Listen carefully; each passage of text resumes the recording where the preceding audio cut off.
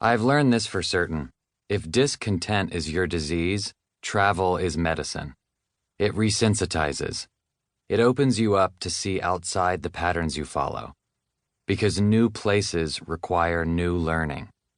It forces your childlike self back into action. When you're a kid, everything is new. You don't know what's under each rock or up the creek, so you look. You notice because you need to. The world is new. This, I believe, is why time moves so slowly as a child. Why school days creep by and summer breaks stretch on. Your brain is paying attention to every second. It must, as it learns the patterns of living. Every second has value. But as you get older, and the patterns become more obvious, time speeds up. Especially once you find your groove in the working world. The layout of your days becomes predictable, a routine, and once your brain reliably knows what's next, it reclines and closes its eyes. Time pours through your hands like sand. This equation has a crummy side effect. While our child brains are absorbing the ways of the world, mislabeled patterns of survival get swept in as we grow. Bad examples, wrong thinking, mistaken assumptions. They get caught in the flow of time through adolescence and carried into adulthood, buried beneath everything else. You watch your dad fly into a rage while driving, and your little brain logs it away. You overhear your mom talking about hell, and something rearranges in your head. A building block placed so deep and quickly covered. We show up as adults confused by our own thinking and with time running out. But travel has a way of shaking the brain awake. When I'm in a new place, I don't know what's next, even if I've read all the guidebooks and followed the instructions of my friends. I can't know a smell until I've smelled it. I can't know the feeling of a New York street until I've walked it. I can't feel the hot exhaust of the bus by reading about it.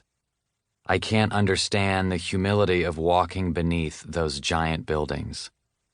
I can't smell the food stands and the cologne and the spilled coffee. Not until I go and know it in its wholeness. But once I do, that awakened brain I had as a kid, with wide eyes and hands touching everything, comes right back. This brain absorbs the new world with gusto. And on top of that, it observes itself. It watches the self and parses out old reasons and motives. The observation is wide. Healing is mixed in. This kind of attention is natural to a child. To an adult, it must be chosen. The trick is knowing when we are in fact adults and when attention is asleep. My name is Jedidiah Jenkins. It's a sing-songy name, I know. Jedidiah is Hebrew and it means loved by God or friend of God. My mom was dead set on giving me a biblical name. I mean, damn, she went straight for a wild one. I was named after Jedidiah Smith, the fur trapper and explorer who discovered passages over the Rockies and died at the hands of the Comanche. As a kid, I loved it and then hated it and then loved it again. It sounded like a joke, like an Amish preacher. It was my first encounter with being different. Baby boomers would say, "Oh, like Jed Clampett, you must get that a lot." I'd say, "No, not really." People my age would say, "Ooh, like a Jedi. Are you a Jedi? Does everyone call you Jedi Master? I'm going to call you that." They never did. On the whole, it's been nice, because people tend to remember it. I have a theory about this. When you have a weird name, one that's uncommon enough to stand out, but not a nightmare to pronounce, people remember you. And when they remember you, especially when you're young, it builds confidence. You feel special, worthy of being remembered.